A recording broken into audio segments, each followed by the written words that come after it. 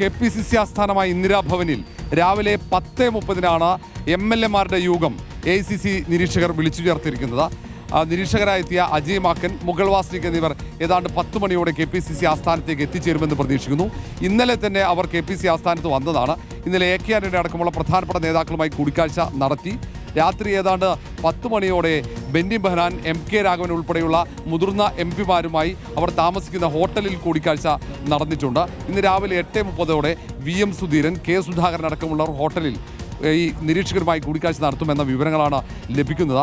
മുതിർന്ന എല്ലാ നേതാക്കളുടെയും അഭിപ്രായം ആരായുന്നുണ്ട്, അതായത് മുൻ KPCC അധ്യക്ഷന്മാർ ഉൾപ്പെടെ. അതിനു പുറമെ ഘടകകക്ഷി നേതാക്കളുടെ കൂടി അഭിപ്രായം ആരാഞ്ഞതിന് ശേഷമാണ് ഇവർ റിപ്പോർട്ട് തയ്യാറാക്കി അത് കോൺഗ്രസ് ഹൈക്കമാൻഡിന് സമർപ്പിക്കുക.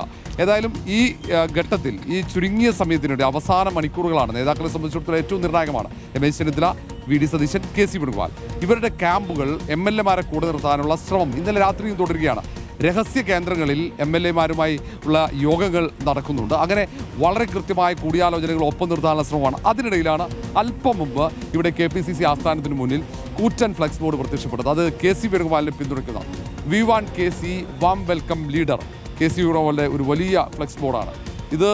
ഏതാണ്ട് 10 മിനിറ്റ് മുമ്പാണ് ഒരു വാഹനത്തിൽ ഈ ബോർഡ് ഇവിടേക്ക് എത്തിച്ചത്. ഇവിടെ മാത്രമല്ല, തൊട്ടപ്പുറത്തൊക്കെയുണ്ട്. റോഡ് നേരെ എതിർഭാഗത്ത് നമ്മൾ നോക്കിക്കഴിഞ്ഞാൽ KPCC ഓഫീസിൻ്റെ തൊട്ടപ്പുറത്ത് അത് കഴിഞ്ഞ 3 ദിവസം മുമ്പ് സ്ഥാപിച്ച കുഞ്ഞുഞ്ഞിന് ശേഷം KC, തൊട്ടിപ്പുറത്ത് മറ്റൊരു ബോർഡ് കൂടിയുണ്ട്. അവിടെ സമാനമായി തന്നെ ബോർഡ്, ഏതാണ്ട് ഒരു 4-5 ബോർഡുകളുമായി ഒരു വാഹനം വന്നു. ഒരു കോൺഗ്രസിൻ്റെ തിരുവനന്തപുരത്തെ ഒരു പ്രവർത്തകനാണ് ആ വാഹനത്തിൽ ഉണ്ടായിരുന്നത്. തിരുവനന്തപുരത്ത് എല്ലാവർക്കും അറിയുന്ന ഒരു പ്രവർത്തകനാണ്. ആ പ്രവർത്തകനാണ് ആ ബോർഡ് ഇവിടെ സ്ഥാപിച്ച് മടങ്ങിയത്. അങ്ങനെ KC വേണുഗോപാലിന് അനുകൂലമായ ഫ്ലെക്സ് ബോർഡുകൾ എല്ലായിടത്തും നിറയുകയാണ് തലസ്ഥാനത്ത്. അങ്ങനെ ഒരു സാഹചര്യം ഒരുക്കുന്നു. കാരണം 45 MLA-മാരുടെ പിന്തുണ നിലവിൽ KC വേണുഗോപാൽ വിഭാഗം അവകാശപ്പെടുന്നുണ്ട്. ഏതാണ്ട് 25 MLA-മാരെങ്കിലും പിന്തുണയ്ക്കുമെന്ന പ്രതീക്ഷ രമേശ് ചെന്നിത്തല വിഭാഗവും പങ്കുവയ്ക്കുന്നു. നിലവിൽ 5 MLA-മാരുടെ പിന്തുണ മാത്രമാണ് VD സതീശനുള്ളതെങ്കിലും രഹസ്യമായി അഭിപ്രായം രേഖപ്പെടുത്താൻ അവസരമൊരുക്കിയാൽ കൂടുതൽ MLA-മാർ, ഒരുപക്ഷെ 25 MLA-മാരെങ്കിലും പിന്തുണച്ചേക്കുമെന്ന പ്രതീക്ഷയും പങ്കുവയ്ക്കുന്നുണ്ട്.